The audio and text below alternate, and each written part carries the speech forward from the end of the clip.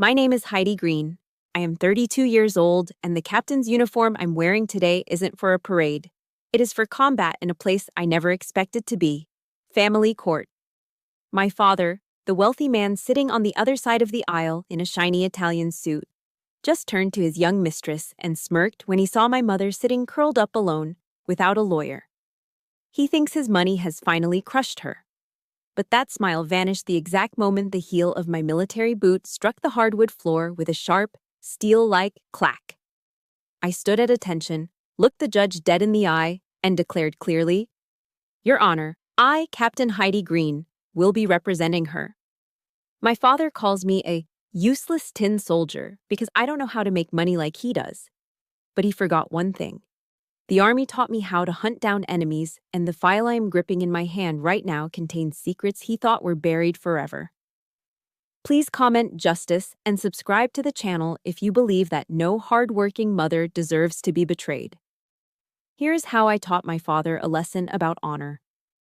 The parking lot of the county court in Ohio was gray and freezing this morning, perfectly matching the color of my mother's mood. She sat huddled inside her 2010 Ford Taurus, the engine idling roughly.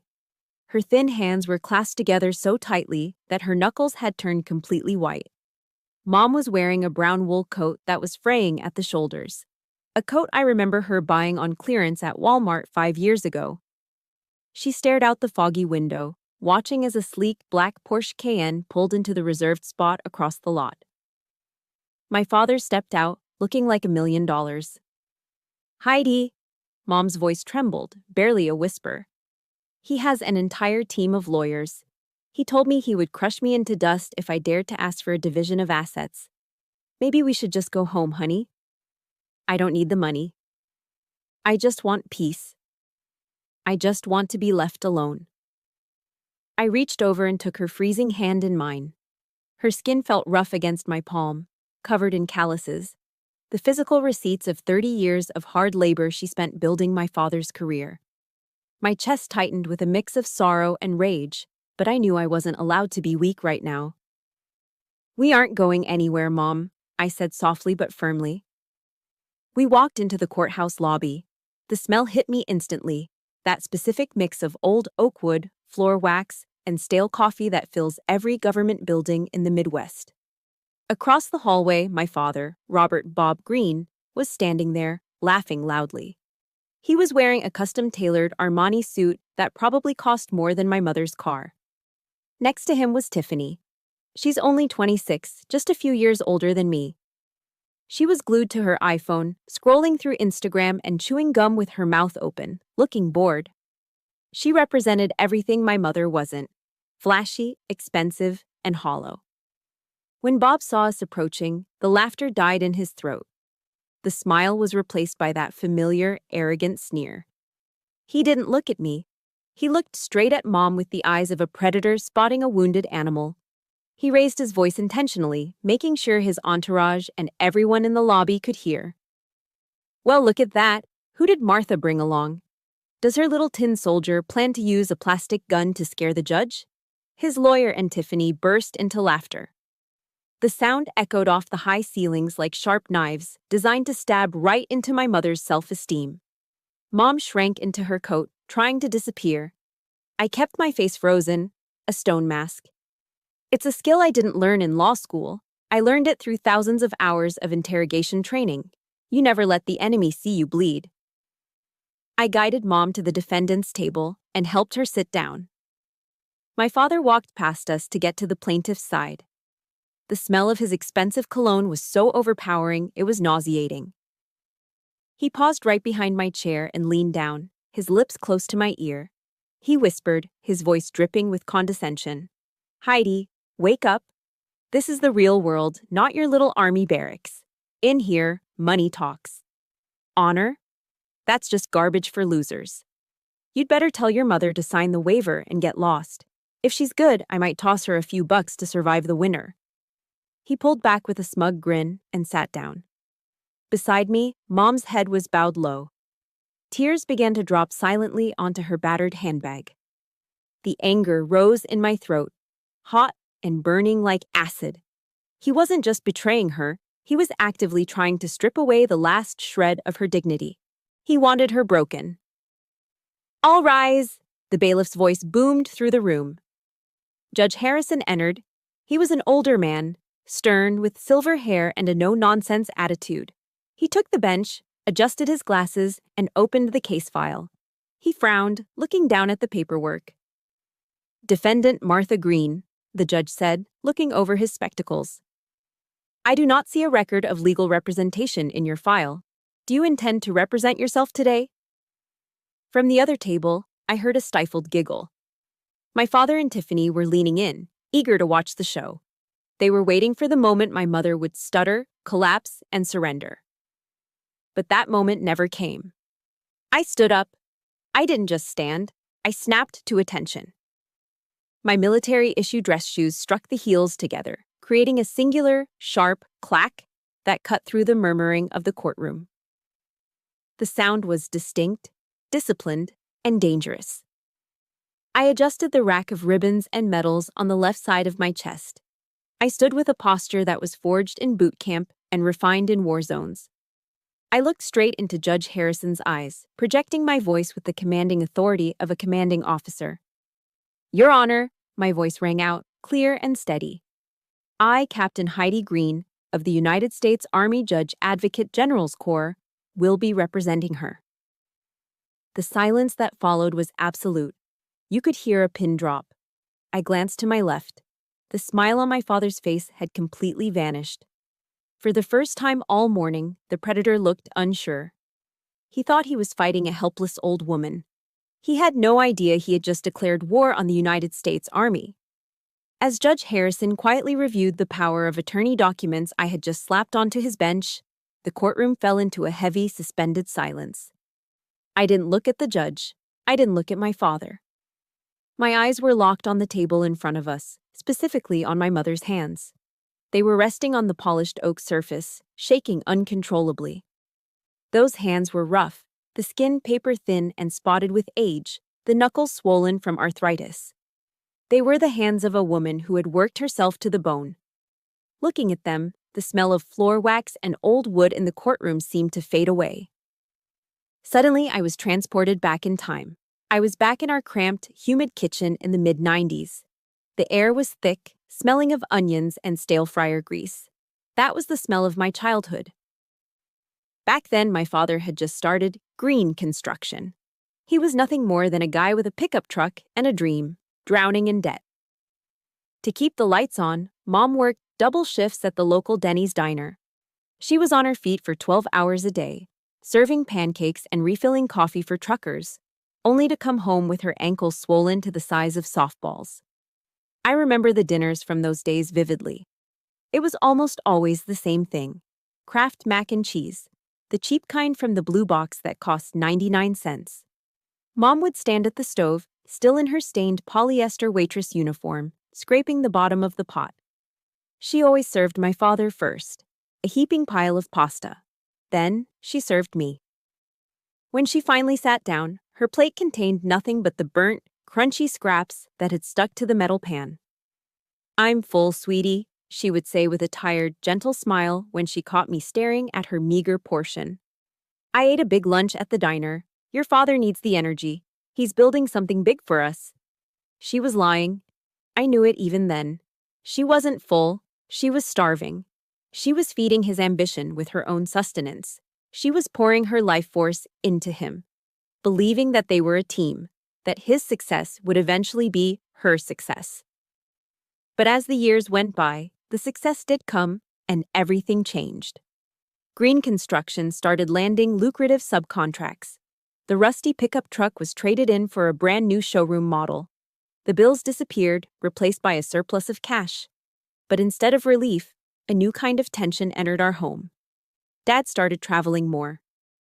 Business trips, he called them. He would be gone for days, then weeks. When he was home, he was critical. He stopped looking at Mom with gratitude and started looking at her with disgust. I remember one evening vividly. Dad was getting dressed for a Chamber of Commerce dinner. He looked sharp in a new suit. Mom came out of the bedroom wearing her best dress, a floral print she had bought at a department store sale. She looked beautiful to me. Dad just sighed, a sound of pure exhaustion and annoyance. Martha, look at you, he grumbled, adjusting his tie in the mirror without making eye contact. You look tired. Look at the other wives, my partner's wives. They smell like expensive perfume. They look polished. You always have that smell. Like grease and dish soap. Honestly, it's embarrassing. You're making me look bad. He didn't hit her. He didn't have to. Words like that leave bruises that never heal. I watched Mom shrink into herself. That night, she didn't argue. She just went into the bathroom and locked the door. I sat outside in the hallway and listened to the water running. She was in the shower for an hour. She scrubbed her skin raw, turning it red and irritated, desperately trying to wash away the smell of labor that her husband had once been so thankful for. She didn't understand that he didn't hate the smell of grease. He hated the reminder of where he came from. She was a living artifact of his poverty, and he wanted to erase her. The ultimate betrayal, however, didn't happen in the kitchen or the bathroom. It happened on Christmas Eve. I was 18 years old, fresh out of Army boot camp. I had just come home on leave, exhausted but excited to sleep in my own bed and eat a real family meal. I walked through the front door expecting the smell of roast turkey and the sound of Christmas carols. Instead, I was greeted by the sound of my mother sobbing in the master bedroom. I ran upstairs, my heart pounding. Mom was sitting on the edge of the bed, holding a stack of papers. Dad was packing a suitcase. He looked calm, almost bored, like he was checking off a grocery list. We just aren't compatible anymore, Martha, he said, zipping up his leather bag. I've outgrown this life. I need someone who can stand beside me at galas, someone who fits the image of the company I've built. He didn't just leave. He handed her a divorce settlement he had drawn up himself, bypassing lawyers to save money. Sign this, he told her, his voice dropping to that manipulative, reassuring tone he was so good at. It's a fair deal. I'll send you a monthly check. I'll take care of you, Martha. You know I will. Don't get the courts involved. They'll just take all the money and fees. And my mother, the woman who had spent 32 years trusting this man implicitly, the woman who ate the burnt scraps so he could be full, she signed it. She believed him. Flash forward to today. I blinked, bringing myself back to the cold reality of the courtroom. The smell of frying grease was gone, replaced by the sterile scent of the law. I looked across the aisle. Tiffany was whispering something into my father's ear. She giggled, and her hand came up to cover her mouth. On her finger sat a diamond ring the size of a grape. I did the math in my head instantly. That ring cost at least $50,000. That was more than the value of the entire apartment my mother was currently renting. That ring was bought with the money my mother saved by clipping coupons. It was paid for by the double shifts at Denny's. It was polished with the sweat of a woman who was now being discarded like an old piece of furniture. It is a phenomenon sociologists call starter wife syndrome. The woman supports the man through the struggle, builds him up, and manages the home so he can focus on his career. Then, once he reaches the summit of the mountain she helped him climb, he pushes her off the edge and pulls up a younger, fresher woman to enjoy the view. Dad looked over at us again. He saw me staring at Tiffany's ring. He smirked and put his arm around her waist, a protective and possessive gesture he hadn't used with Mom in 20 years. If you are listening to this and you believe that a woman's sacrifice should be honored, not thrown in the trash, please hit that like button right now. Leave a comment saying, Team Mom if you stand with Martha. Let's show the world that loyalty still matters. My father whispered something to Tiffany, and they both looked at Mom with pity. Not empathy, pity. They thought she was pathetic. But they were wrong. I looked back down at my mother's hands. They were still shaking, yes. But they were the hands that had held me when I cried. They were the hands that had scrubbed floors and carried heavy trays. They were strong hands. My father had used the money, our family's money, to hire a shark of a lawyer to fight the woman who made him. He thought this was a game. He thought he could buy his way out of his past. He forgot that the little girl who watched her mother starve so he could eat had grown up. I wasn't just here to defend her. I was here to balance the scales. I wasn't asking for charity. I was here to collect a debt that was 32 years overdue. The courtroom recess was announced, and the heavy oak doors swung open. I watched my father strut out into the hallway, flanked by his legal team like a general leading a parade. He didn't look back at me. To him, I was invisible. Or worse, I was an embarrassment. My father, Robert Bob Green, had always wanted a son. He needed a Robert Jr. to inherit the hard hat, the steel-toed boots, and the eventual empire of green construction. He wanted a clone. Instead, he got me. When I was born a girl, his disappointment was quiet but palpable. But when I grew up and decided I didn't want to study business administration, when I told him I wanted to study law and join the army, that disappointment turned into open contempt. I remember the day I received my acceptance letter to law school. I was 22, beaming with pride, holding the envelope in the kitchen. He didn't even put down his newspaper. "I'm not paying a single red cent for that," he had declared, his voice flat and final.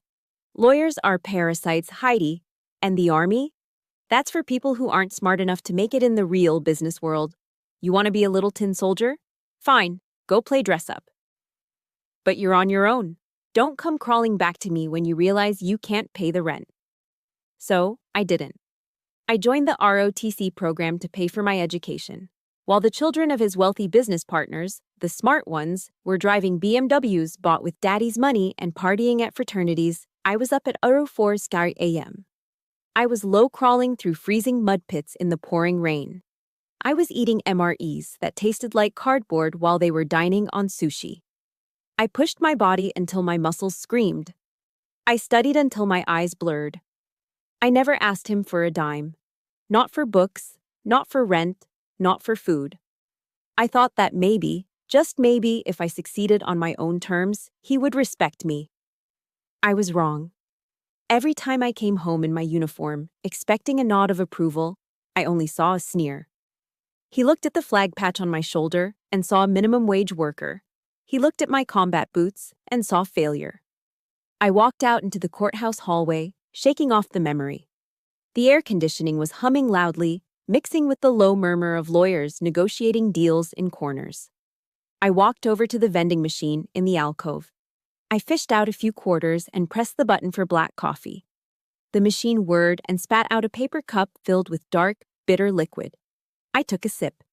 It tasted burnt and watery, but the caffeine hit my system with familiar efficiency. It reminded me of the coffee at the JAG school in Charlottesville, Virginia. That place didn't just teach me the uniform code of military justice. It taught me survival. My father thinks the law is a series of loopholes designed to protect his profit margins. He thinks a contract is just a suggestion. But at the Judge Advocate General's Legal Center, I learned that the law is the only thing standing between civilization and chaos. I learned to keep my head cool when the world was literally exploding around me. I spent a tour in Afghanistan, drafting legal briefs while mortar sirens wailed in the distance. I learned that in war, and in law, a single overlooked detail, a missing signature, a wrong timestamp, a forgotten clause, can cost lives, or save them. My father calls me rigid. He calls me robotic. He doesn't understand that my discipline isn't a flaw, it is armor. And right now, he was about to test that armor. Enjoying that swill? I turned. Bob Green was standing there, leaning against the wall with casual arrogance. In his hand, he held a venti Starbucks latte, the whipped cream still perfectly swirled on top. The smell of expensive vanilla and roasted espresso wafted off him, clashing with the stale air of the hallway. He took a slow sip, watching me over the rim of the cup. "You know," he started, that fake friendly smile plastering his face. "I heard what a captain makes these days. It's embarrassing, Heidi, really. It's barely enough to buy a decent suit, let alone a life. Look at you. No makeup, hair in a tight bun. You look so severe." I didn't blink. I just held my paper cup, letting the heat seep into my cold fingers. "I earn every dollar I make, Bob. Can you say the same?" He laughed, a short, dismissive bark. "Always so self-righteous. Look, I'm feeling generous today. I know you're going to lose in there. You're out of your depth. This isn't a court-martial. This is the real world. So, here's an offer. He stepped closer, invading my personal space. He lowered his voice, trying to sound benevolent. When this is over and your mother is out of the picture, come work for me. I need a new executive secretary. You're organized, I'll give you that. The pay is double what Uncle Sam gives you. You could finally afford to buy some lipstick, maybe get a makeover, start looking like a woman instead of a whatever this is. He gestured vaguely at my uniform, his face twisted in distaste. The insult landed with precision. He wasn't just attacking my career, he was attacking my identity. He was telling me that my value lay solely in my appearance and my subservience to men like him. He thought he could buy my dignity with a salary bump and a tube of lipstick. He thought that, deep down, I was just a broke girl desperate for his validation. He expected me to get angry. He expected me to shout, to cause a scene in the hallway so his lawyer could use it against me. She's unstable, Your Honor. She has anger issues, but he forgot where I came from. The army breaks you down to build you back up with steel. I took a slow, deliberate sip of my bitter vending machine coffee. I let the silence stretch for 5 seconds. A tactical pause designed to make him uncomfortable. I looked him up and down, analyzing him not as a father, but as a hostile target. I saw the sweat beading on his forehead despite the AC. I saw the twitch in his left eye. "Thank you for the offer, Mr. Green," I said. My voice was low, calm, and terrifyingly polite. I used his last name. I saw him flinch. But the United States Army pays me enough to understand a very simple concept. Honor is not something you can purchase with a platinum credit card. You think this is about money. You think you can buy me, just like you bought your car, your suits, and your mistress. I took a step forward. He instinctively took a step back, his back hitting the wall. "You should be less worried about my lipstick and more worried about your CEO chair," I whispered, my eyes locking onto his. "Because you made a mistake, Bob. You judged me by your standards. You thought I was weak because I don't worship money. But when I am done with you in that courtroom, you are going to wish you had never woken up this tin soldier." I didn't wait for his response. I finished my coffee in one gulp and crushed the paper cup in my hand. I walked over to the trash can next to him. I dropped the crushed cup inside with a definitive thud. It was a small gesture, but it felt like dropping a gavel. "I'll see you inside," I said, not looking back. I turned on my heel and marched away, the sound of my boots echoing down the long corridor. I left him standing there, holding his overpriced latte, looking confused and, for the first time, genuinely rattled. He thought the war was over because he had the bigger bank account. He didn't realize that the real battle had just begun. And unlike him, I didn't come here to negotiate a deal. I came here to execute a mission. That night, the war didn't take place in a trench or a courtroom. It took place in the cramped dining nook of my mother's rented apartment. While Mom slept fitfully in the other room, I transformed her small, wobbly dining table into a command post. I pushed aside the lace doilies and the bowl of fake fruit.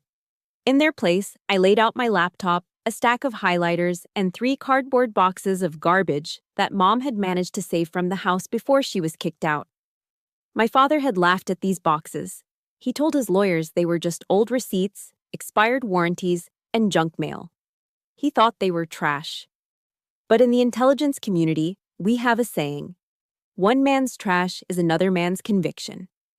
I taped a large sheet of butcher paper to the wall. On it, I drew a timeline of the marriage, marked with black Sharpie. I was no longer just a daughter or a lawyer. I had switched modes.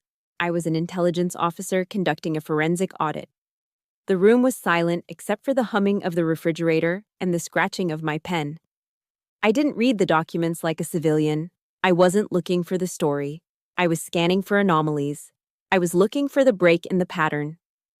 Hour after hour, I sifted through the debris of 30 years. Utility bills, credit card statements from 1998, grocery receipts. It was tedious, mind-numbing work. It was the kind of work that makes civilian lawyers give up and settle. But I had spent 12-hour shifts scanning satellite imagery looking for disturbed dirt on a roadside in Kandahar. I had patience. By 03 a.m., my eyes felt like they were filled with sand. The caffeine from earlier had worn off, replaced by a dull headache. But my brain was vibrating with alertness. I picked up an old issue of Field and Stream magazine from the bottom of the second box. It was dated 5 years ago. My father didn't hunt, and he didn't fish. Why did he have this? I shook the magazine. A single small slip of paper fluttered out and landed on the linoleum floor. It was a carbon copy of a FedEx waybill. The paper was yellowed and fading, the ink barely legible. I squinted under the dim kitchen light. Sender, Robert Greene. Recipient, Blue Ocean Holdings, Limited. Location, Georgetown, Cayman Islands. My heart skipped a beat. A construction company in rural Ohio had absolutely no business sending urgent documents to a tax haven in the Caribbean. I rushed to the timeline on the wall. I checked the date on the FedEx receipt against my father's business travel calendar. May the 14th. On the calendar, it was marked as SE Region Builders Conference, Miami. I checked the next year. Another trip to Miami. Another FedEx receipt found in a stack of old bank statements, this time for a P.O. box in the Caymans. The pattern emerged from the chaos like a flare in the night sky. Miami wasn't the destination. Miami was the gateway.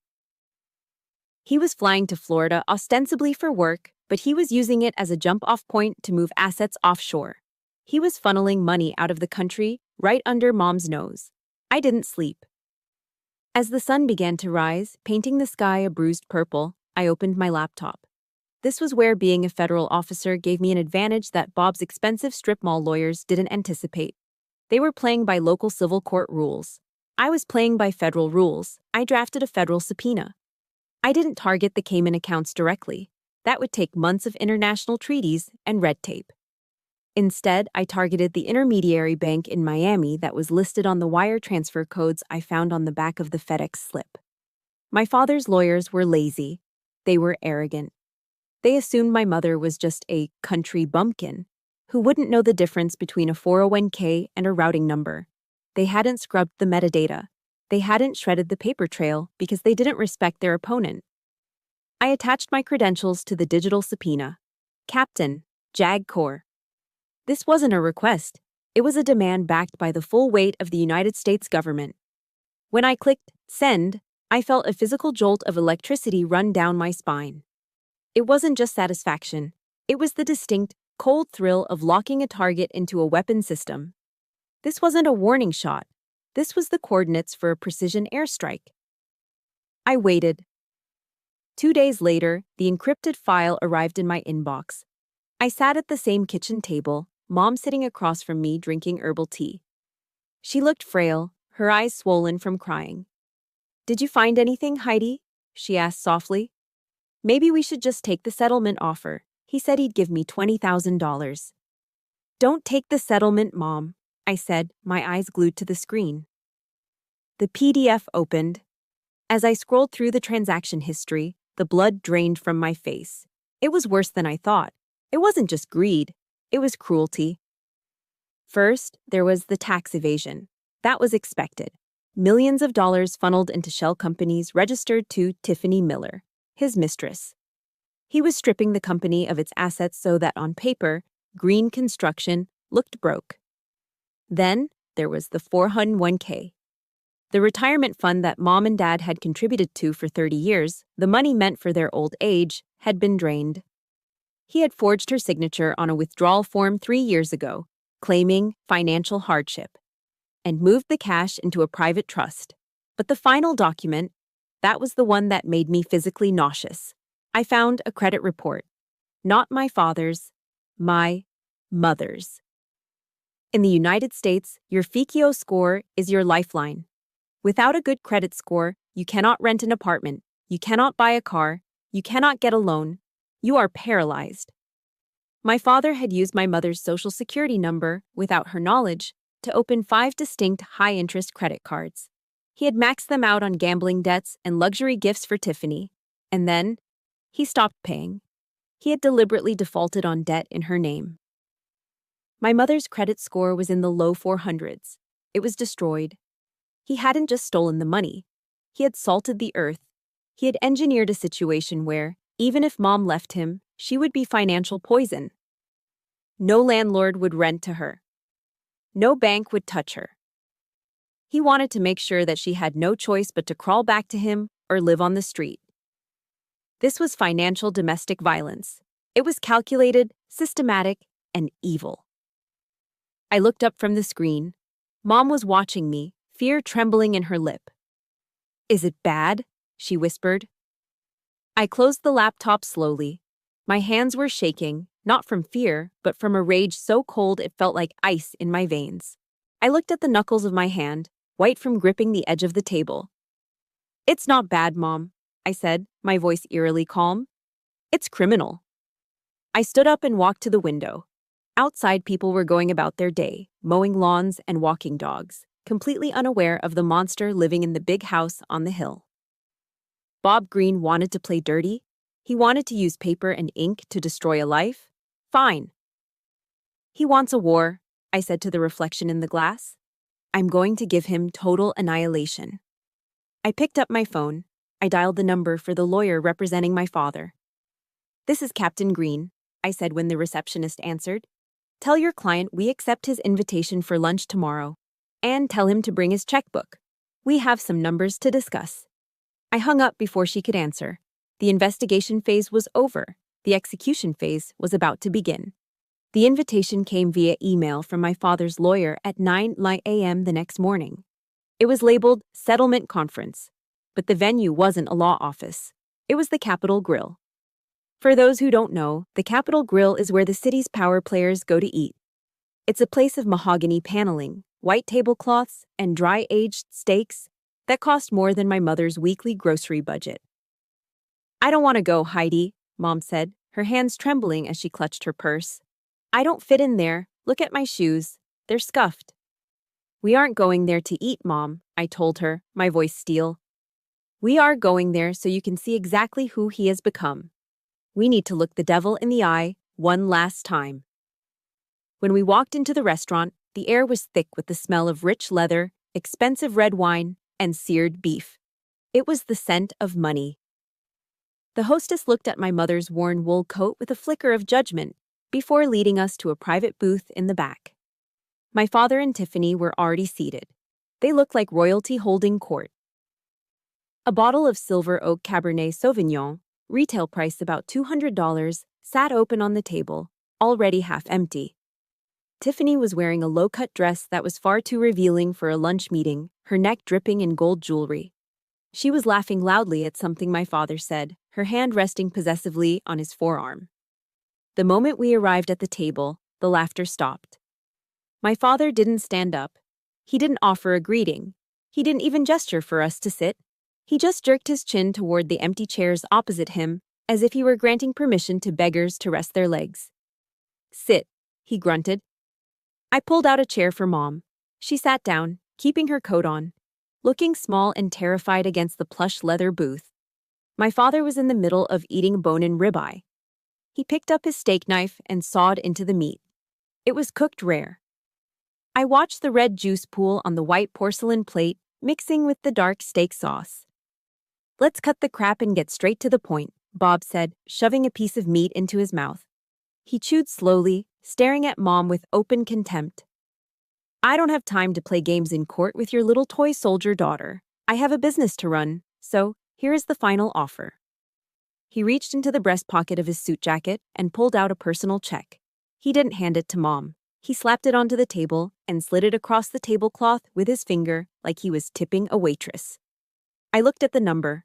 $20,000. $20,000. That was his price for 32 years of marriage. That was his valuation of the woman who had birthed his child, cooked his meals, and nursed his ego when he was a nobody. "Take that money," he said, pointing at the check with his knife. "Buy yourself some new clothes, maybe fix your teeth. Go take a cruise or something, and then get the hell out of my life. Stop listening to Heidi. She's just trying to make a name for herself. You're old, Martha.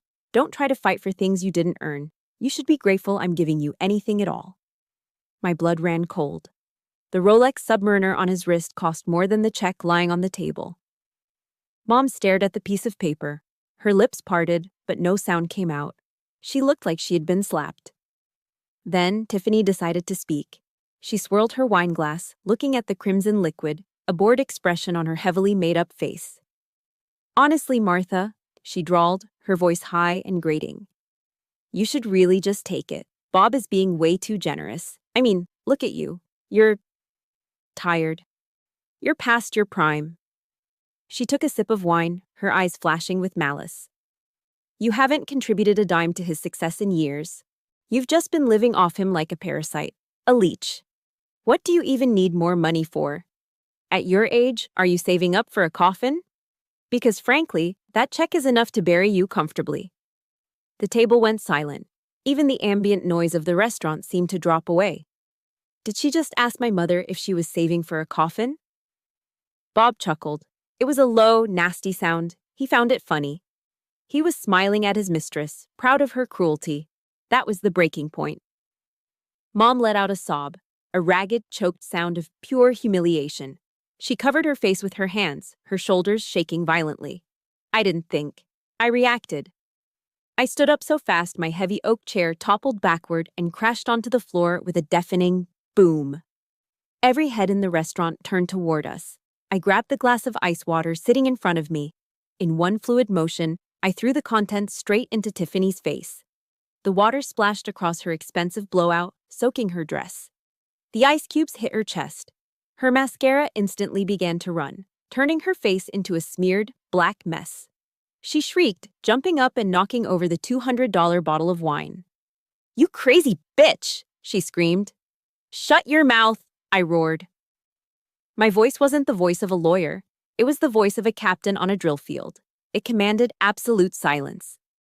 Tiffany froze, her mouth hanging open, water dripping from her chin. I leaned across the table. I placed my hands flat on the white tablecloth, right next to the bloody steak plate, and lowered my face until I was inches away from my father's nose. The smell of his cologne mixed with the smell of fear. Yes, for the first time, I saw genuine fear in his eyes. I lowered my voice to a whisper, a terrified, lethal whisper that is far scarier than shouting. $20,000, I hissed.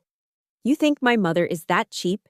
You think you can buy 30 years of loyalty with the spare change in your pocket? Bob tried to lean back, but he was trapped in the booth. Now, Heidi, calm down. You listen to me, Bob. I cut him off, my eyes boring into his soul. You are going to pay for every single tear she shed today. And you aren't going to pay with money. You're going to pay with everything. Your reputation, your company, your freedom. I promised you a war, but you just signed a suicide note. I picked up the check. I held it up so he could see it clearly. I ripped it in half, then in quarters. I dropped the confetti-like pieces onto his half-eaten steak. Enjoy your lunch, I said. And save your appetite, because I'll see you in hell. I turned to Mom. Come on, Mom, we're leaving. This place stinks of trash. I helped my mother up. She was still crying, but she held my arm tightly.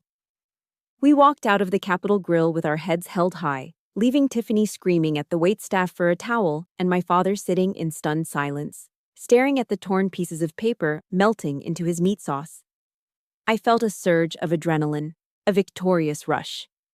But as we stepped out into the cool afternoon air, I didn't know that the stress of that lunch had already done irreversible damage. I didn't know that the war I had just declared was about to take a casualty before the sun even went down. The drive home from the Capitol Grill was silent. My mother stared out the passenger window of the taxi, her face pale, her hands still trembling from the adrenaline of the confrontation. I thought the worst was over. I thought the humiliation was the weapon. I was wrong. The humiliation was just the distraction. The real weapon was much quieter and far more deadly. We got back to the apartment around 8 p.m. Mom said she felt tired. She complained of a dull ache in her left arm and a tightness in her jaw, but she dismissed it as stress. I just need to sleep, Heidi, she said, shuffling toward her bedroom. That lunch, it took everything out of me. 10 minutes later, I heard a crash. I ran into the hallway. Mom was on the floor, clutching her chest, gasping for air like a fish out of water. Her skin had turned a terrifying shade of gray. Mom! I screamed, sliding across the floor to her side. Chest, elephant, sitting on. She wheezed, her eyes wide with primal terror. I didn't panic. Panic gets people killed. My army training kicked in instantly. I pulled my phone out and dialed 911. Emergency, what is your location? 3442 Oak Street, apartment 4B, 58-year-old female, suspected cardiac arrest. I am starting CPR. I put the phone on speaker and positioned my hands over her sternum. Stayin' alive. That's the rhythm they teach you. Push hard, push fast. I pumped her chest, counting out loud, ignoring the sickening crunch of cartilage. Come on, Mom. Stay with me. Don't you dare leave me. Not like this. The sirens cut through the night air, getting louder and louder until they drowned out my own counting. Then came the heavy footsteps of the paramedics, the static of radios, the chaotic flash of red and blue lights bouncing off the cheap apartment walls. They loaded her onto the gurney, hooked her up to monitors that beeped frantically, and rushed her out. I jumped into the back of the ambulance, holding her hand. It was ice cold. Hold on, Martha, I whispered, pressing her hand against my cheek. We're going to be okay. We arrived at County General Hospital. The emergency room was chaos, a whirlwind of shouting doctors, beeping machines, and the sharp chemical smell of antiseptic that sticks to the back of your throat. They wheeled Mom behind the double doors of the trauma unit. I was stopped by a nurse. Ma'am, you have to stay here. Go to the registration desk. I stood there for a second, watching the doors swing shut, swallowing the urge to fight my way in. I took a deep breath, wiped the sweat from my forehead, and walked over to the triage desk. The administration lady looked tired. She typed my mother's name into the computer system. Green Martha, date of birth, June 12, 1966. Okay. She stared at the screen. She frowned. She typed something else, hit enter, and frowned deeper. She looked up at me, her expression shifting from bored to sympathetic. Ms. Green, I'm sorry to tell you this, but the system is flagging her insurance as inactive. That's impossible, I said, my voice shaking. She's covered under my father's policy, Blue Cross Blue Shield. It's a platinum plan. I see the policy number here, the woman said, turning the monitor slightly so I couldn't see the details. But it shows a status change. The primary policyholder, Robert Green, removed her as a dependent effective today. I felt the blood drain from my face. What time? She clicked a tab. The timestamp on the cancellation is 5:02 p.m. My knees almost gave out. I had to grab the counter to steady myself. 5:02 p.m. That was exactly 20 minutes after we walked out of the restaurant. He didn't just get angry. He didn't just go home and drink. He pulled out his phone, called his broker, and executed a kill order. He knew Mom had a history of high blood pressure. He knew the stress of a divorce could trigger a health crisis. And he deliberately, surgically, cut her lifeline. In America, the emergency room is required to stabilize you, yes. But the treatment for a heart attack, the catheterization lab, the stents, the days in the ICU, the medication, that costs tens of thousands of dollars. Without insurance, a single night in the hospital is enough to bankrupt a normal person. My father had just signed a financial death warrant for my mother while she was fighting for her actual life. My phone buzzed in my pocket. I pulled it out. The screen was cracked from when I dropped it during CPR. The name on the notification read, Bob Green. My hands were shaking so hard I could barely unlock the screen. I opened the message. See, Heidi, this is the real world. Without me, your mother is a zero. I heard the ambulance. Good luck with the hospital bills. If you withdraw the lawsuit by tomorrow morning, I might consider reinstating her coverage. This is a lesson about real power. I stared at the words. The cruelty was so absolute, so calculated, it didn't feel human. He wasn't a father. He wasn't a husband. He was a terrorist. He was holding my mother's beating heart hostage to save his bank account. I looked up. Through the glass partition of the waiting room, I could see the doctors working on Mom. They were intubating her. A tube was going down her throat to breathe for her. She looked so small, so fragile. If you are listening to this and your blood is boiling right now, If you believe that using a sick woman's life as leverage is the act of a monster, please hit that like button. Leave a comment saying, "No mercy," if you think I should take him down. I need to know you've got my back. I gripped my phone. I squeezed it until my knuckles turned white, until the glass screen protector splintered under the pressure of my thumb. Tears dried up instantly. The fear I felt in the ambulance evaporated. In its place, a cold, dark fire ignited in the center of my chest. It was the same feeling I had before a combat patrol. Focus, clarity, lethality. I thought about the soldier's creed. We recited it every morning in basic training until it was burned into our DNA. I will always place the mission first. I will never accept defeat. I will never quit. I will never leave a fallen comrade. My mother was my fallen comrade. She had taken bullets for me her whole life. She had starved so I could eat. And now, she was lying on that table because of enemy fire. "Okay, Bob," I whispered to the empty waiting room, my voice sounding like gravel. "You want to play God? You want to decide who lives and who dies based on a signature." I looked at the text message one last time before taking a screenshot. "You wanted a war," I said, my reflection in the glass looking back at me with eyes that were no longer the eyes of a daughter, but the eyes of a soldier. "I'm going to bring the war to your front door, and this time, there will be no prisoners." I put the phone away. I didn't reply. "You don't negotiate with terrorists, you eliminate them." The sun hadn't even fully risen the next morning when I pulled my Jeep Wrangler into the lot of the largest used car dealership in the county. This Jeep wasn't just a vehicle to me. It was the first thing I bought with my own paychecks after graduating from officer candidate school. It was my symbol of independence.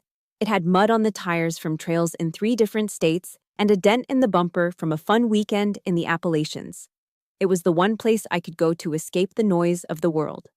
But right now, it was just an asset, a liquidity event. The salesman, a guy in a cheap polyester shirt who smelled like cigarettes and desperation, walked around the car, kicking the tires. He knew I was in a hurry. He could smell the urgency on me. "It's a nice rig," he said, scratching his chin. "But the market is soft right now. Best I can do is $12,000. Cashier's check today." It was a lowball offer. It was insulting. The Jeep was worth at least $18,000. But I didn't have time to haggle. I didn't have time to post it on Craigslist and wait for buyers. My mother was lying in a hospital bed with a billing department breathing down her neck, demanding a good faith deposit to continue her care. "Do it," I said, my voice flat. "Cut the check." I signed the title over without a tremor in my hand. As I watched a porter drive my Jeep away toward the detailing bay, I felt a sharp pang in my chest, a sense of loss. But I pushed it down. Assets can be replaced. Mothers cannot. I took the bus back to the hospital. It was crowded, smelling of wet wool and body odor. I sat in the back, clutching the cashier's check in my pocket, and pulled out my phone. I opened Facebook. I don't know why. Maybe I was looking for pain. Maybe I was looking for fuel. And there it was. A new post from Robert Greene, time-stamped 2 hours ago. The photo showed him standing on a manicured green lawn, a golf club in hand, with palm trees and the sparkling ocean in the background. He was wearing a white polo shirt and a visor, grinning that wide salesman grin. Checked in. The Breakers, Palm Beach, Florida. Caption: Living the good life, staying away from negative energy and toxic people. Blessed. He was playing golf. While his ex-wife lay in a cardiac ward, hooked up to machines because he cut her insurance, he was down in Florida, hitting balls and drinking Arnold Palmers. He was talking about negative energy while actively destroying lives. I stared at his smiling face until the screen blurred. "Enjoy the sunshine, Bob," I whispered to the phone, "because a storm is coming." I didn't fight this battle alone. The moment I got back to the hospital, I activated my network. First, I called Gary. Gary was a former Army intelligence officer I had served with. He was now a private investigator who specialized in digital forensics. I had helped him out of a legal jam with the VA a few years back, and he owed me. "Gary, it's Heidi. I'm cashing in the favor." "Name it, Cap," his gravelly voice answered instantly. I need eyes on the Caymans. I have a paper trail leading to Blue Ocean Holdings. I need to know who the signatories are. I need photos. I need proof that links the money to a person, not just a shell company. Consider it done, Gary said. I've got a contact in Georgetown. I'll dig up the dirt. I got your six, Heidi. I got your six. It's military shorthand for, I've got your back. It was the first time in days I felt safe, but the real nuclear weapon arrived an hour later. My phone rang. Unknown number. Hello? Is this Heidi Green? The voice was female, older, and trembling with nerves. Speaking. Heidi, this is Barbara Wilson. I don't know if you remember me. I used to be the head bookkeeper for your father's company. Before he let me go. I sat up straight in the uncomfortable hospital chair. I remember you, Mrs. Wilson. You gave me cookies when I visited the office as a kid. I saw the news, she said, her voice dropping to a whisper. I saw the court docket online. I know what he's doing to your mother. It's not right. It's just not right. She paused, taking a ragged breath. He fired me 2 years ago because I refused to cook the books. He thought I was just a stupid old lady who would go quietly. But Heidi? I kept a backup. I have the shadow ledgers, the real ones. Not the ones he shows the IRS. I felt the hair on my arms stand up. This wasn't just a witness. This was a smoking gun. This was a direct hit. Mrs. Wilson, I said, my voice steady and intense, can you bring them to me, today? I'm on my way. For the next 48 hours, room 304 of County General Hospital became my war room. My mother drifted in and out of sleep, the rhythmic beeping of her heart monitor providing the soundtrack to our operation. Mrs. Wilson arrived with a heavy tote bag filled with hard drives and binders. We worked like a tactical operations center. We taped spreadsheets to the walls of the hospital room. We cross-referenced the bank transfer data I'd subpoenaed with Mrs. Wilson's internal ledgers. The picture that emerged was staggering. It wasn't just hiding assets. It was federal tax evasion on a massive scale. He was laundering money through phantom real estate projects that never broke ground. He was paying consulting fees to companies that didn't exist. He was embezzling funds from the company to pay for Tiffany's lifestyle, classifying diamond necklaces as office supplies. Every page we turned was another nail in his legal coffin. I stopped looking at him as my father. He was a target. He was a hostile entity that had engaged in financial terrorism. I drafted my closing arguments. I practiced my cross-examination questions in the bathroom mirror while nurses changed my mother's IV fluids. I prepared for every lie, every deflection, every excuse he might use. I wasn't preparing for a trial. I was preparing for a public execution. On the night before the final hearing, the hospital room was quiet. I sat by the window, polishing the brass buttons on my Army service uniform. Mom stirred. She opened her eyes, looking at me with deep, sunken sockets. She looked so tired, but the fear was gone. Heidi, she rasped. You don't have to do this. I'm scared, honey. He's powerful. He knows people. I don't want him to ruin your career. I put down the polishing cloth. I walked over and took her hand. It was warmer now. Mom, I said gently, he doesn't have power. He has money.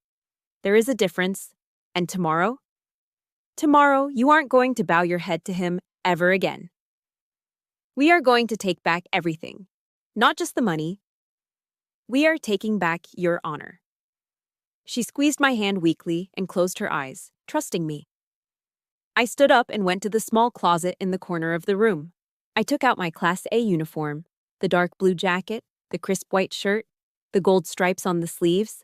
I put it on slowly, deliberately. I fastened every button. I adjusted my tie. I pinned my rack of ribbons to my chest.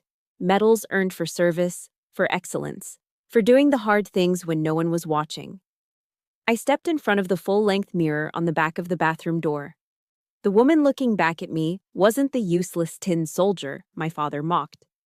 She wasn't the little girl who was rejected for not being a boy. She was Lady Justice. She held a sword in one hand and a scale in the other. And she was ready to bring the hammer down. I smoothed the fabric over my shoulders. I checked my watch. 06 hours.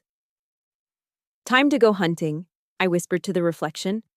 I grabbed the thick file containing Mrs. Wilson's ledgers and the photos Gary had just emailed me from the Caymans. I walked out of the hospital room, leaving my mother sleeping safely, and marched toward the elevators.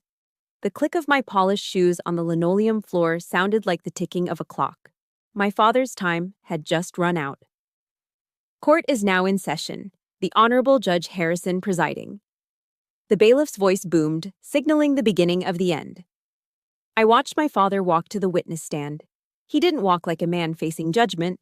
He walked like he was strolling onto a yacht. He adjusted his silk tie, smoothed the lapels of his Armani suit, and shot a confident wink at Tiffany in the front row. She giggled, flashing a thumbs up. They thought they had already won. His lawyer, a slick man named Mr. Sterling, whose smile looked like it was bought at a discount dealership, had just finished a 40-minute presentation. It was a boring, pitiful sob story about how green construction was suffering from market volatility, claiming my father was barely scraping by and had zero liquid assets to split with my mother. It was a good performance, but now it was my turn. Your witness, Captain Green, the judge said, looking at me with a mixture of curiosity and skepticism. I stood up. I didn't bring a stack of papers. I brought a single thin sheet of yellow legal pad paper. I walked to the podium, placing my hands on the wood. Mr. Green, I began, my voice deceptively soft. You have just sworn under oath to tell the truth, the whole truth, and nothing but the truth. Is that correct? I did, Bob said, leaning back comfortably in the chair. And you have stated to this court, under penalty of perjury, that the financial affidavit you submitted, listing your total assets at less than $100,000, is accurate and complete? Bob smiled, that condescending smirk that used to make me feel small. That is correct. The economy has been tough, sweetheart. I'm a law-abiding citizen. I've declared everything I own. Click. The trap was set. He had just committed perjury on public record. I see, I said, stepping away from the podium. I started to pace slowly in front of the witness stand, like a shark circling a swimmer who doesn't know there is blood in the water. Then how do you explain your travel schedule, Mr. Green? According to your company credit card statements, you have visited Miami, Florida, 12 times in the last 18 months. Bob shrugged. I have business partners in Miami. Networking. It's part of the job. Networking, I repeated. And these trips? They were fully paid for by the company? First-class flights? 5-star hotels? Of course. You have to spend money to make money. I stopped pacing. I looked at my mother, who was sitting at the defense table in her old coat. So, while you were spending money to make money in Miami, are you aware that your wife was using coupons to buy expired bread at the grocery store because you limited her allowance to $50 a week? Bob sighed, rolling his eyes theatrically for the benefit of the judge. That's business, Heidi. You've been in the army too long. You don't understand how the corporate world works. It's complicated. The courtroom murmured. Even the court stenographer looked up, disgusted by his tone. Judge Harrison's brow furrowed. He didn't like being talked down to, and he certainly didn't like witnesses insulting military officers in his courtroom. You're right, Mr. Green, I said, my voice hardening. I might not understand business the way you do. I walked back to my table. I picked up the heavy black binder, the one containing the work of Mrs. Wilson and Gary. It was 3 inches thick. I turned back to him. I lifted the binder high in the air, letting the overhead lights catch the plastic cover. Then, I slammed it down onto the witness stand railing. Thud! The sound was explosive. It echoed off the high ceilings like a gunshot. Bob jumped in his seat. Tiffany gasped. But I do understand financial crimes, I roared. Your Honor, I would like to submit Exhibit A. I ripped the Velcro tab open and pulled out a stack of enlarged documents. This, I held up the first page, is a bank statement from the Cayman National Bank in Georgetown, Grand Cayman. It is for an account held by a shell corporation named Blue Ocean Holdings. Bob's face went from flushed to chalk white in a nanosecond. The arrogant smile simply dissolved. And this, I held up the second page, is the incorporation document for Blue Ocean Holdings. Mr. Green, do you recognize the signature at the bottom? I didn't wait for him to answer. I turned to the judge. The signature is dated May 14th, exactly 2 days before Mr. Green filed for divorce. And on that same day, a wire transfer of $2.5 million was made into this account. The courtroom erupted. Reporters in the back row started typing furiously on their laptops. Objection! Mr. Sterling jumped up, knocking over his water glass. This is ambush. We haven't seen these documents. Sit down, counselor, Judge Harrison barked, slamming his gavel. Overruled. Continue, Captain. I leaned into the microphone, my eyes locked on my father's terrified face. Where did that $2.5 million come from, Bob? Did it come from networking? Or did it come from the joint 401k retirement fund that you liquidated without your wife's consent by forging her signature? Bob started to sweat, profusely. The expensive makeup he wore for the cameras began to streak down his forehead. He looked around the room, searching for an exit, searching for a lifeline. He looked at Tiffany, but she was slowly backing away, her hand over her mouth, looking at him like he was a stranger. It's a misunderstanding, Bob stammered. His voice was high and weak. I was moving funds for tax optimization. You intended to steal. I cut him off. My voice filled the room, cold and sharp as a bayonet. You didn't just hide money, Bob. You committed federal tax evasion. You committed wire fraud. You committed perjury 5 minutes ago when you sat in that chair and lied to this court. I took a step closer, violating his personal space, looming over him. And the worst part? The part that makes you a monster, not just a criminal. Yesterday at 5:02 p.m., you canceled my mother's health insurance while she was in cardiac arrest. You tried to kill her with a spreadsheet because she dared to ask for her fair share. I didn't. Bob was shaking now. He looked small. He looked pathetic. Is that true? Judge Harrison asked. His voice was quiet, but it carried the weight of impending doom. He looked at Bob over his glasses. Did you cancel the defendant's medical coverage during a medical emergency? Bob opened his mouth, but no words came out. He slumped in the chair, defeated. I have the termination notice right here as Exhibit B, I said, placing the paper gently on the judge's bench. Along with a text message from the plaintiff mocking us for it. Judge Harrison read the text message. His face turned a deep shade of crimson. He slowly closed the file. He took a deep breath and looked at the bailiff standing by the door. I have heard enough, the judge said. This court finds that there is probable cause to believe the plaintiff has committed multiple felonies, including perjury and dissipation of marital assets. I am also referring this matter to the district attorney for investigation into insurance fraud and tax evasion. He banged the gavel. It sounded like a judgment from God. Mr. Green, your bail is revoked. You are remanded into custody immediately. Marshals, take him. 2 U.S. Marshals in tactical vests stepped forward. They didn't ask him to stand.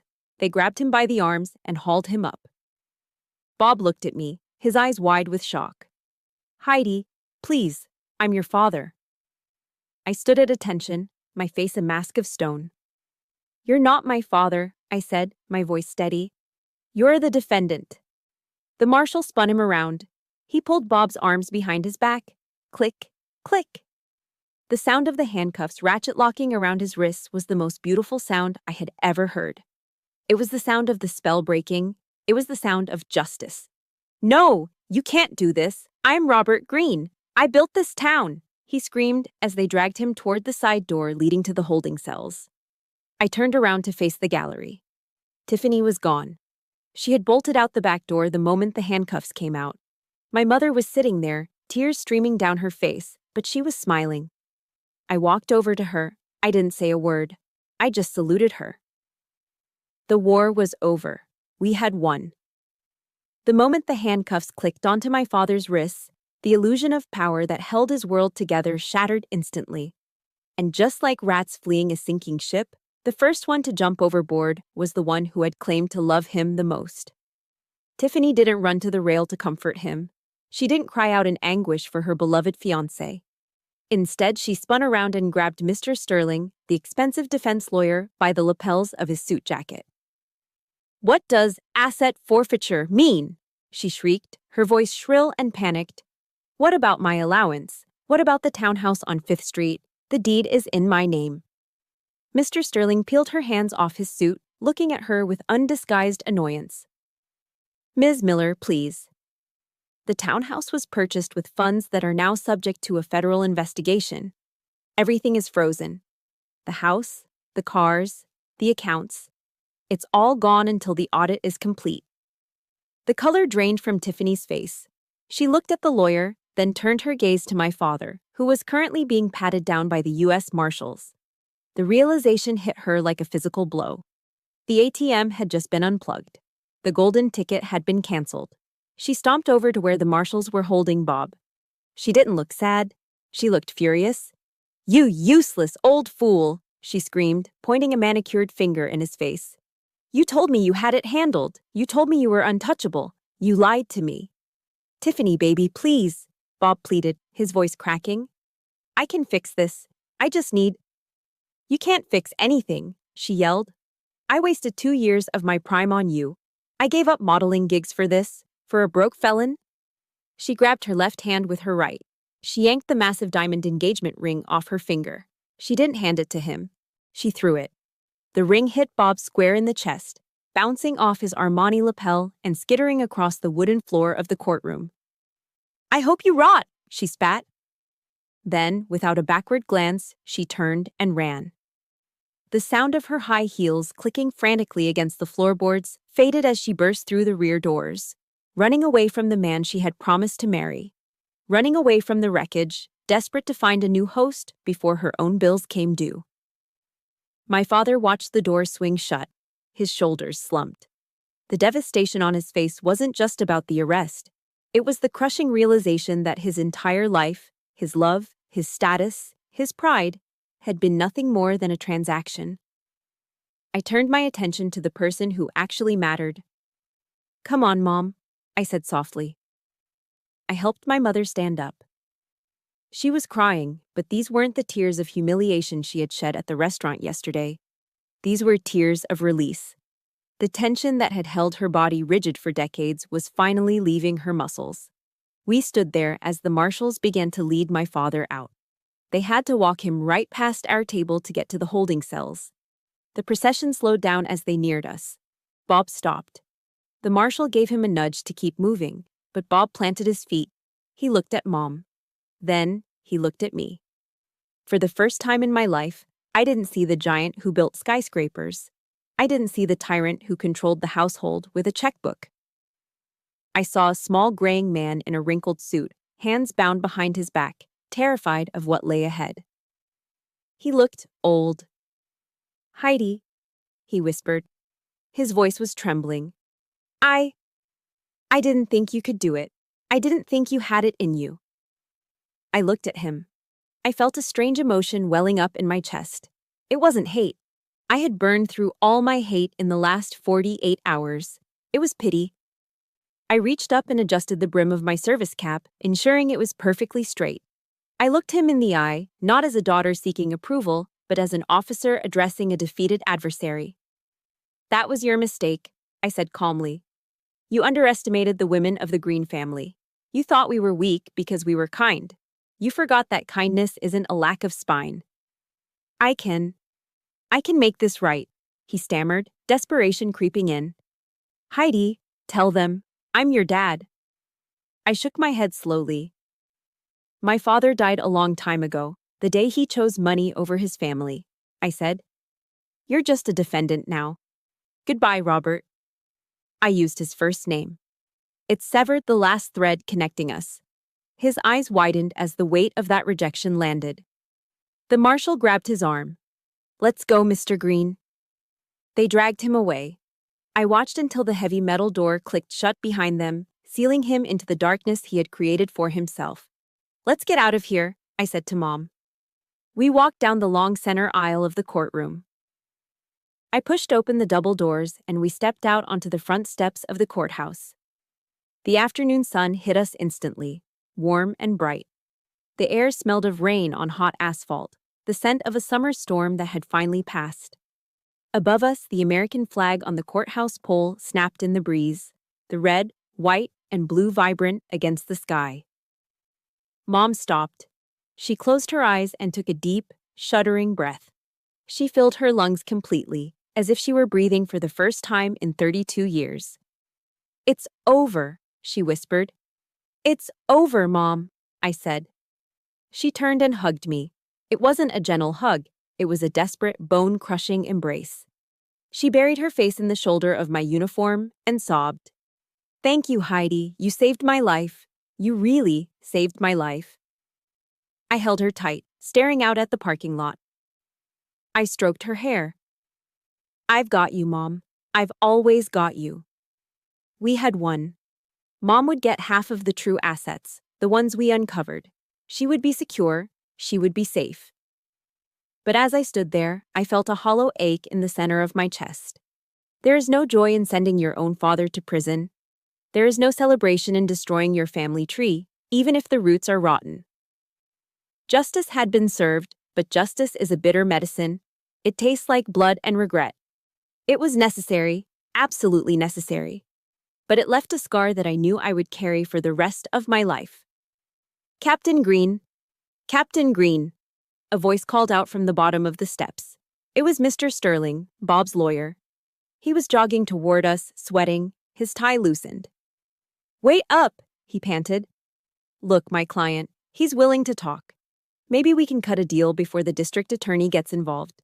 If you drop the fraud charges, he can sign over the Florida property immediately. Let's not be hasty, right?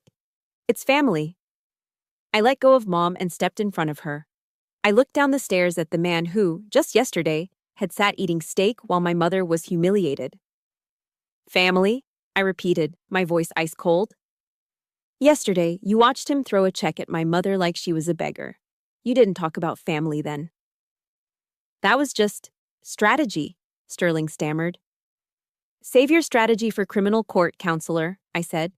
"You aren't negotiating with a daughter anymore. You're negotiating with the relentless machinery of the federal government. My evidence is already with the DA. There are no deals. There is only the law." I turned away from him, dismissing him completely. I looked at Mom. "Our ride is here." I waved down a yellow taxi that was idling at the curb. My Jeep was gone, sold to a stranger. Mom's Ford was dead in the driveway. We didn't own a car between us right now.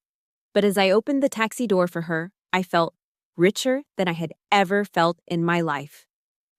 "Where to, ladies?" the cab driver asked as we slid into the back seat. Mom looked at me. "I don't know. Where do we go from here?" I smiled. It was the first genuine smile I had felt on my face in days. "First," I said, leaning back against the seat, "we are going to a steakhouse, a nice one. And we are going to order the biggest steaks on the menu. And we are paying full price. No coupons, no sharing." Mom laughed, a wet, teary sound. "And then?" she asked. "And then," I said, taking her hand, "we're going to find you a new house, a place with a garden, a place that smells like flowers, not grease, a place filled with respect." "Driver," I said, "take us to downtown." The taxi pulled away from the curb, leaving the courthouse, the lawyer, and my father in the rearview mirror. We merged into traffic, moving forward, driving straight toward the rest of our lives. 6 months have passed since the gavel fell. I drove my rental car down a winding gravel road on the outskirts of town. The late afternoon sun filtered through the oak trees, casting dappled shadows on the dashboard. I wasn't driving toward a courthouse or a hospital today. I was driving toward peace. I pulled into the driveway of a small white clapboard cottage. It wasn't a mansion. It didn't have marble floors or a 3-car garage, but it had a wide, welcoming front porch and a garden that was exploding with color. Pink and yellow roses climbed the trellis by the front door. Hydrangeas bowed their heavy blue heads along the walkway. For 20 years, my father had forbidden Mom from planting a garden like this. He called it cluttered and country. He wanted manicured lawns that looked like golf courses. Now, the air smelled like sweet nectar and damp earth. It smelled like freedom. The screen door squeaked open, and my mother stepped out. I actually had to blink for a second. The woman standing on the porch didn't look like the terrified, gray-faced victim I had defended in court. She looked 10 years younger. She was wearing a bright yellow floral dress that hugged her frame, and her hair, usually pulled back in a severe knot, was loose and soft around her shoulders. "Heidi!" she called out, waving a gardening trowel. She hurried down the steps, moving with a lightness I hadn't seen since I was a child. She hugged me, smelling of sunscreen and lavender soap. "Look at you, Mom," I said, pulling back to admire her. "You're glowing." "I feel good, honey," she beamed. "I really do. The garden club ladies are coming over tomorrow, so I have to get these weeds pulled. And on Thursday, I'm going ballroom dancing at the community center. Can you believe it? My feet still remember the steps." She laughed, and it was a genuine, full-throated sound. She had found the Martha she used to be before the money and the misery buried her. We sat on the front porch in wicker rocking chairs, drinking tall glasses of iced tea with lemon wedges. The wind chimes tinkled softly in the breeze. It was the kind of quiet afternoon that money can't buy. "Have you heard any news?" I asked, watching the ice melt in my glass. Mom's smile faded slightly, replaced by a look of calm acceptance. "I got a letter yesterday from the Federal Correctional Institution. My father had been sentenced to 5 years for tax evasion and wire fraud. The IRS had seized everything: the Porsche, the house, the accounts. Even the company name had been liquidated to pay off creditors. As for Tiffany, she had vanished before the ink on the arrest warrant was dry, rumored to be living in Miami with a car dealership owner twice her age. Mom reached into her pocket and pulled out a plain white envelope stamped with the prison's inspection seal. "He wrote to me," she said softly. I took the letter. The handwriting was shaky, stripped of its usual arrogant flourish. "Martha, I have a lot of time to think in here. I realize now that I was chasing a ghost. I thought money made me a man. I thought it made me invincible. But sitting in this cell, I realize I'm the poorest man on earth. I lost the only 2 people who ever actually loved me for me. I'm so sorry." I folded the letter and handed it back. "How does that make you feel?" Mom looked out at her rose bushes. She took a sip of tea. "It makes me feel sad for him," she said. "But I forgive him, Heidi." I looked at her, surprised. After everything he did? After the insurance? The insults? "I'm not forgiving him because he deserves it," she said, turning to look at me with eyes that were clear and strong. "I'm forgiving him because I deserve peace. Holding on to hate is like drinking poison and expecting the other person to die. I'm done drinking poison. I have a life to live." I stared at her in awe. I had spent years training for war, learning how to destroy enemies. But my mother, with her soft hands and floral dress, had mastered the hardest battle of all, the battle for her own soul. I looked over at the chair where my Army service uniform was hanging on a hanger. My bags were packed in the car. "I leave tomorrow at 0600, I said. "My orders for Germany came through. I'll be stationed in Stuttgart for 3 years. "I know," Mom said, her eyes getting a little misty. "I'm going to miss you. But you have a job to do." I stood up and walked over to my uniform. I ran my fingers over the fabric. "You know, Mom," I said reflectively. "Growing up, Dad always told me that our legacy was the business. He said legacy was about buildings, concrete, and bank accounts. He thought that because I didn't want that, I was a failure." I turned back to her. "But he was wrong. He left a legacy of rubble and shame. But you started with nothing. You worked double shifts. You sacrificed. And you raised a daughter who knows right from wrong." I choked up, my throat tight. I used to be ashamed that we were poor. But today, I am prouder to be the daughter of a waitress than the daughter of a millionaire. Your resilience is my inheritance, Mom. That's the real legacy. The sun began to dip below the horizon, painting the sky in shades of violet and gold. The crickets started their evening chorus. It was time to go. I stood up and put on my cover, my uniform hat. I smoothed my shirt.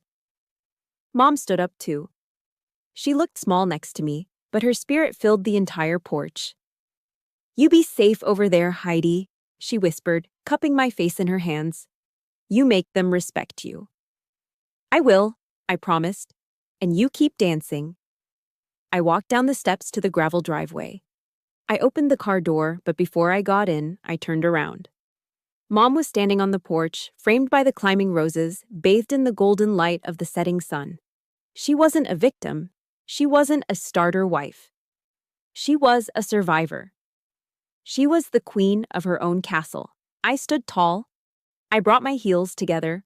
I raised my right hand to the brim of my hat in a slow, crisp, ceremonial salute. It wasn't a salute for a superior officer. It was a salute for the bravest warrior I had ever known. Mom smiled, tears streaming down her face, and waved her hand. I smiled back, lowered my hand, and got into the car.